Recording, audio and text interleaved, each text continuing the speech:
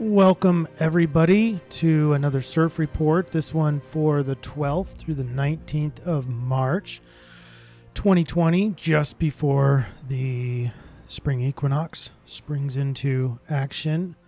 This is not going to be included in the CIRF report, but there's plenty of other stuff, and I have to wear earphones because I'm expecting some weird anomalies as far as audio goes. So I've got to be catching those on the fly and do some button pushing if those arise.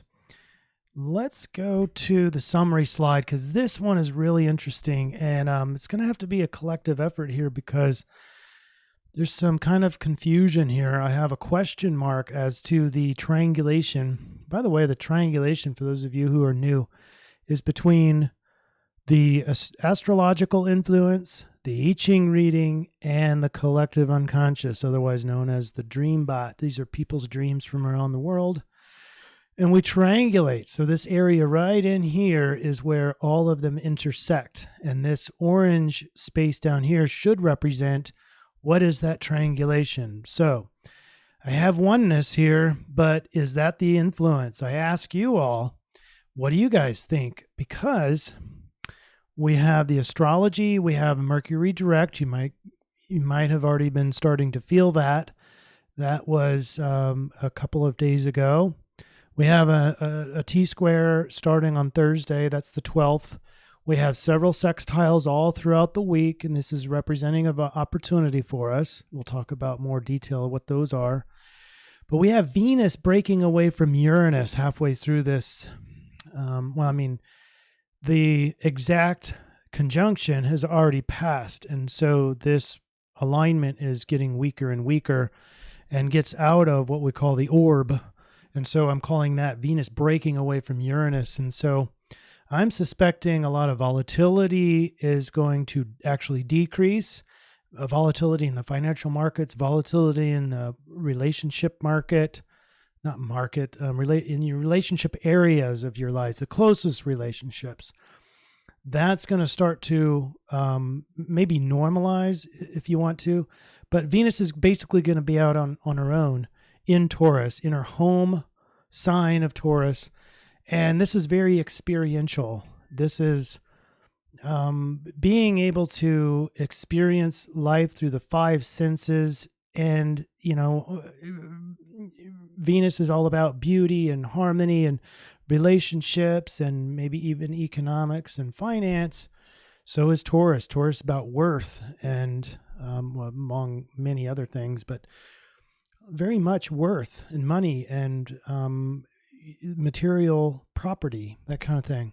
So anyway, you might have a stronger urge throughout all that, but I'm getting down into the weeds, which I don't normally do on this slide. And then I brought in the Capricorn moon because we have all these planets in there. And as the moon goes through Capricorn, it's going to be conjunct with all these different, it's like rapid fire, all these different planets. And so we're going to talk about what that means, but it's going to be very emotionally goal-driven. And that could mean more relationship issues. So we've got a lot of fellowship in the I-Ching. That's the hexagram 13 with a couple change lines. And then the dream bot, the collective unconscious, the overlap here, you can see this green circle. Half of the circle is overlapping with the rest and half is outside. The half that's inside the circle is the creatures and animals because it's kind of cuddly and that's kind of togetherness. And, we kind of look at them as, pets that are kind of like close relationships. So these can definitely be fellowship, but transportation vehicle is really out in a different realm. And I'll tell you, it's just kind of a little foreshadowing is that transportation vehicle has everything to do with where the I-Ching reading is for the solution. So the dream bot is half in the influence and half in the solution. It is almost a mirror image of the solution with the transportation. So let's go look at the dream bot real quick. And we have two basic memes, like I already talked about before. The blue arrows is the predominant, and that's transportation, vehicle, moving forward. I'm going to talk about the influence of coronavirus is, it could have an effect of stopping transportation. And maybe this is why it's so strong in the collective unconscious, is wanting to move around really appears when you can't move around. And we have a recommendation from Arkansas, one of the I guess it'd be the main person for the education system is recommending nobody leave the state, or at least consider all these things. He's not saying it's not locked down. It's not, you can't go anywhere, but just consider all these things and consider not going, and all these, can you be safer? Can you not go to the hard hit countries, that kind of thing. So it could be that people are canceling plans to go on vacation. And so that could have a different influence on here. People tend to really want to go on vacation or transportation. By the way, we have spring break coming in here. So this is heavy on people's minds, is transportation and moving. And then the other meme is creatures. It's just a bird, creature, horse, kind of some words about when we hide these animals, like tanning and mounting them on a frame and putting them on the wall. So I don't know. So that's the DreamBot. Now let's get into the astrology. I think most of you are going to find this the most energetically influential in this week. And we start with Mercury changing signs. It's direct now. And so it's going to be going from Aquarius into Pisces. And that's going to be a change here. Let me get my pointer out so I can better show where I am.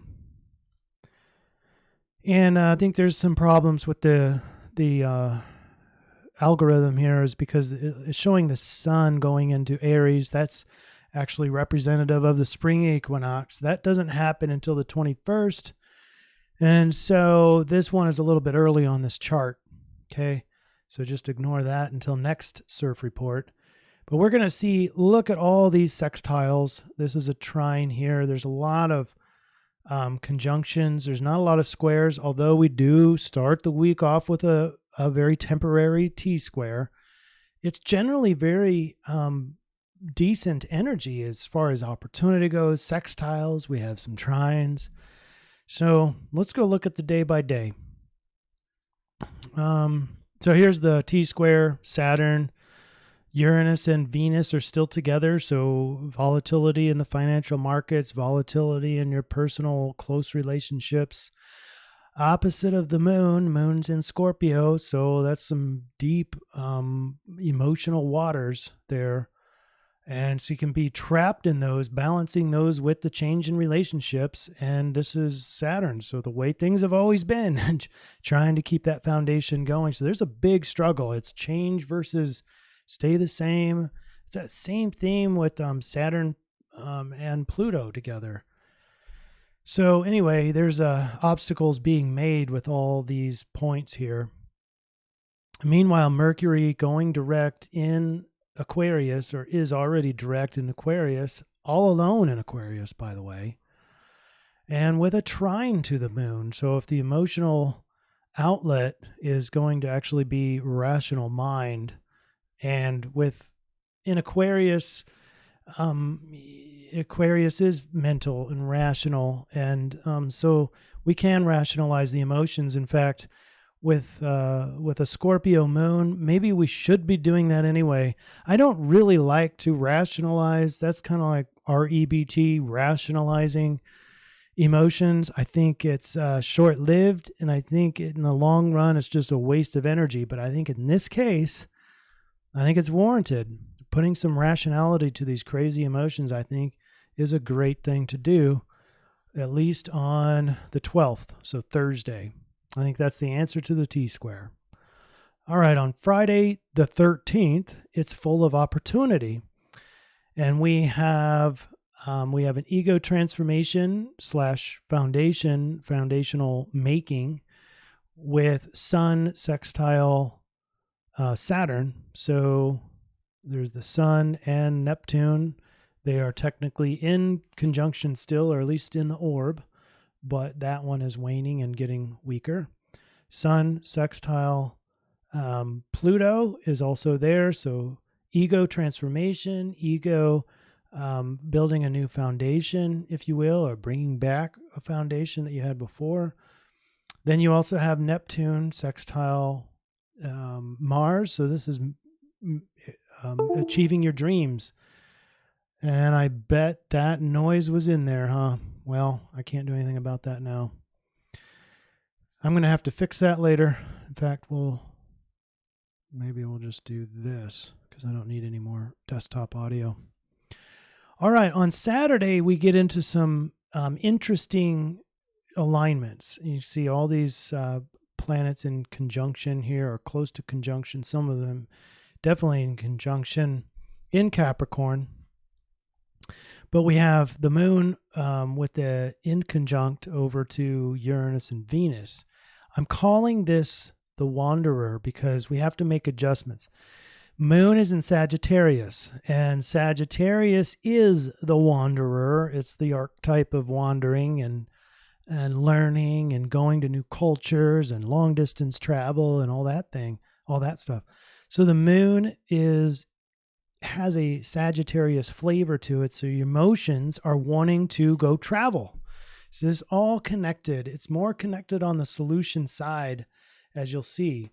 But moon emotions want to travel. There's change in the air with Uranus and Venus. And so all that's making adjustments. And at the same time, you have this Uranus square Saturn, and so all the foundation is being changed and an upheaval, and so things are new. Uranus is forcing some new things here, particularly with relationships. Hold that thought, though. Listen to what I'm saying.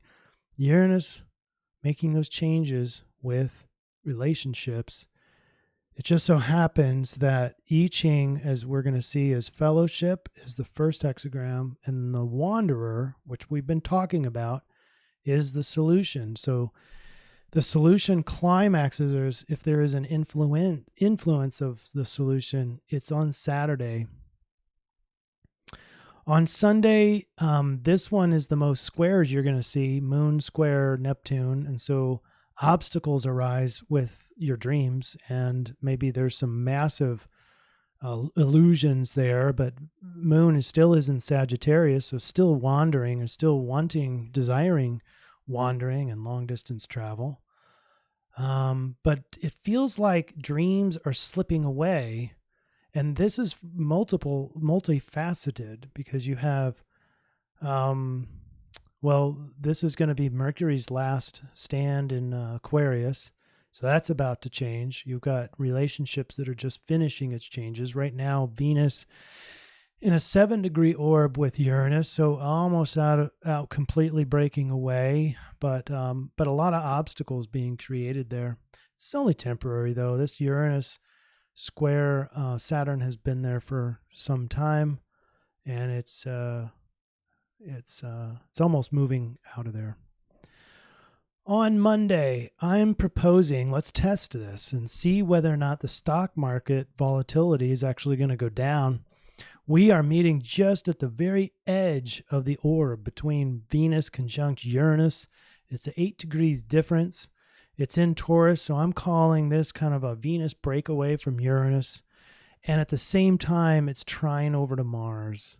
It's a really nice energy. It's easy energy. Uranus is trine over to the moon. So emotions, relationships are more stabilized in this case.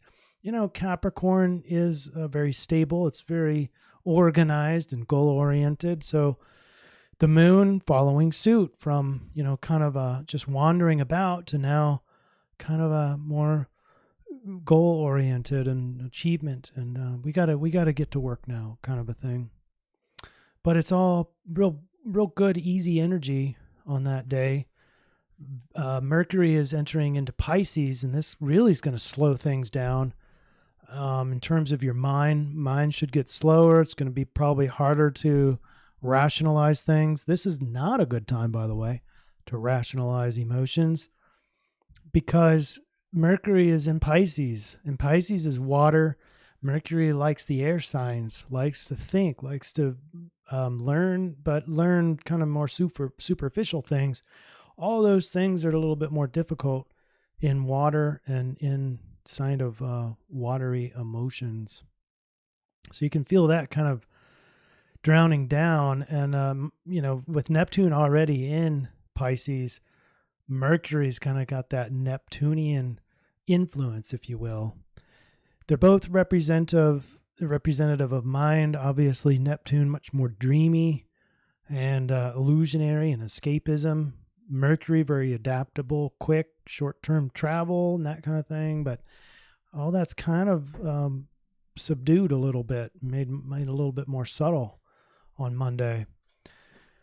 But again, fellowship, remember that word, with emotions is trine to Uranus and Venus is breaking away. So very good for fellowship.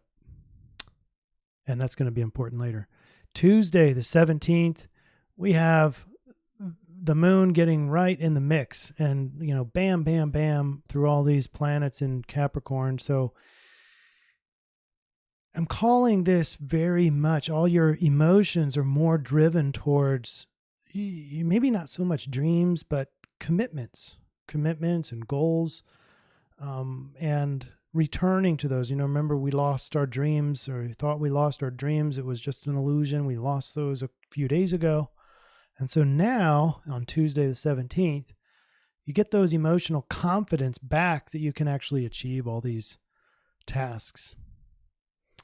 And lots of trines over to Venus as Venus finally makes its final break from Uranus. And so all on her own in Taurus.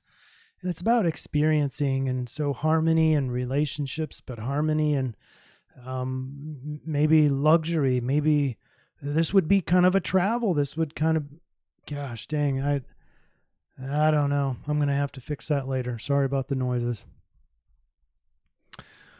And then finally, Wednesday, not much change there except the moon. You can see all these conjunctions there. This is an exact conjunction over to Pluto.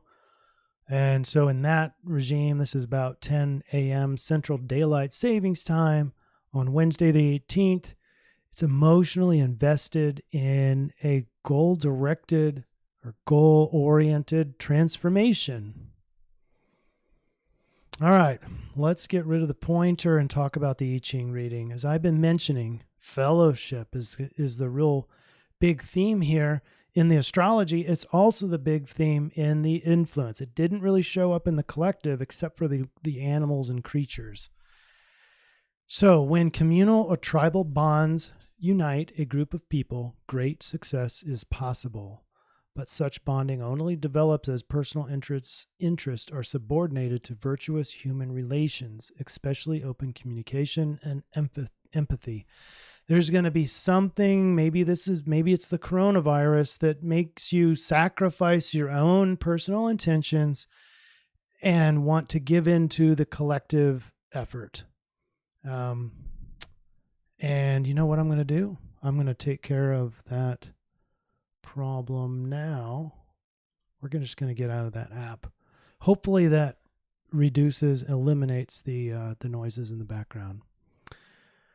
All right, so the influence is basically sacrificing your own interest for the betterment of the group or fellowship. But it all has to do with that Venus and all by herself in Taurus now.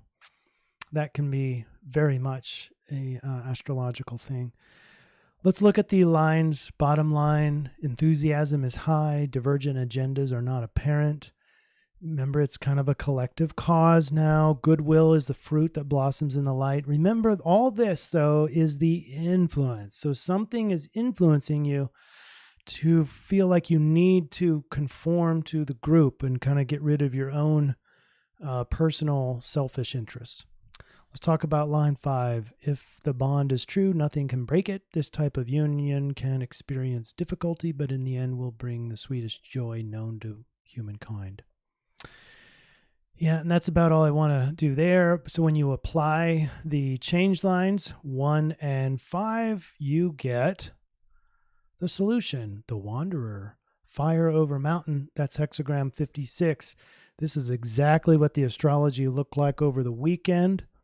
And so I'm pretty confident that this is an astrological overlap. And this is this very solution that was indicated in the DreamBot.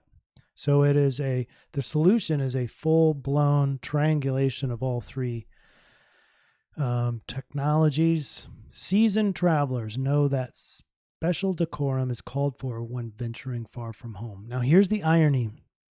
I bet you vacationing and long-distance travel are going to be at least go down a little bit, maybe a lot. And there might be maybe like lockdown, like Italy, people supposedly are not even allowed to leave their houses.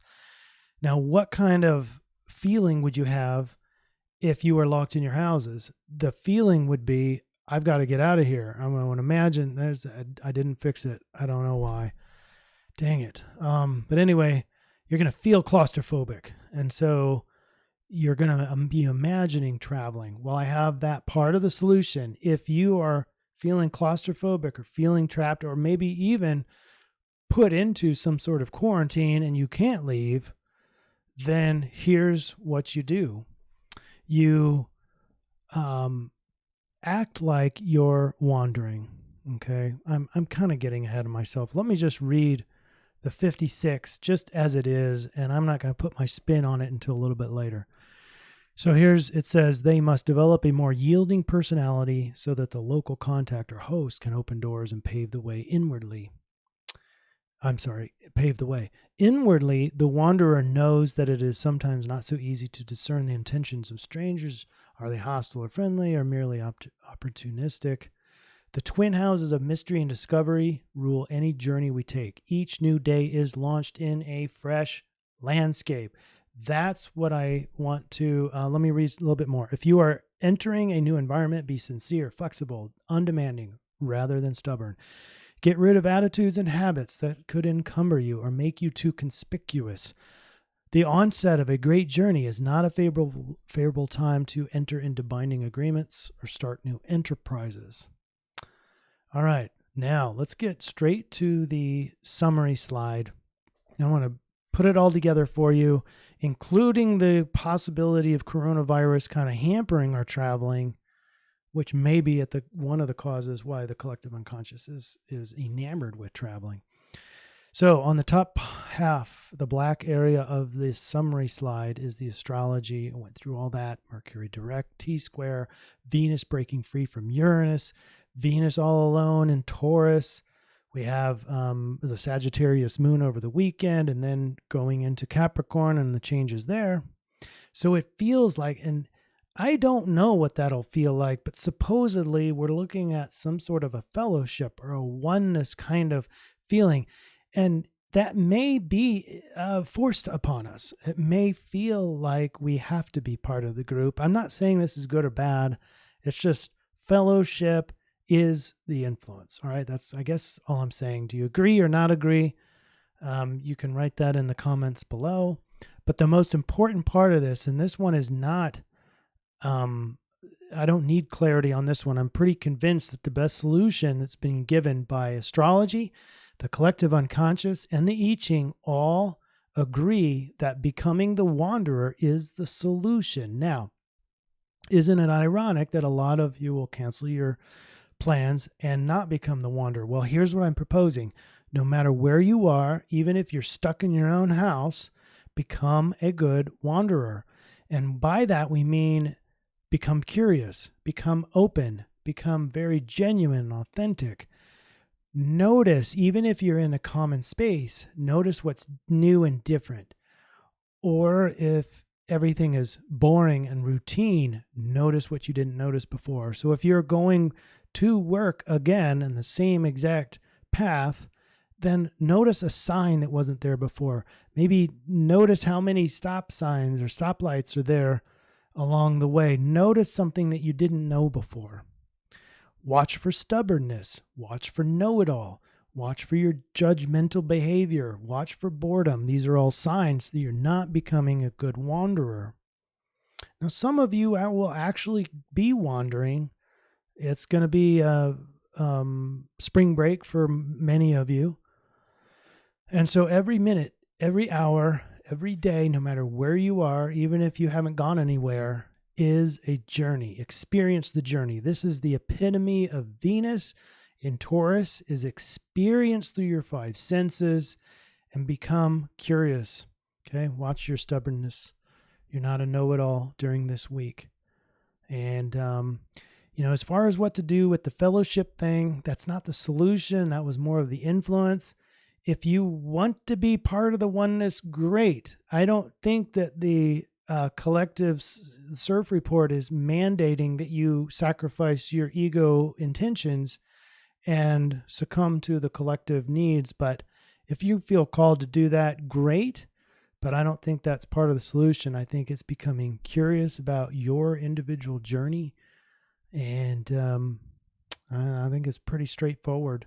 If you have any more comments, if I forgot something, please let me know in the comments below. And we'll see you next week. And we will talk about the spring equinox. Can't wait. See you guys. Thank you.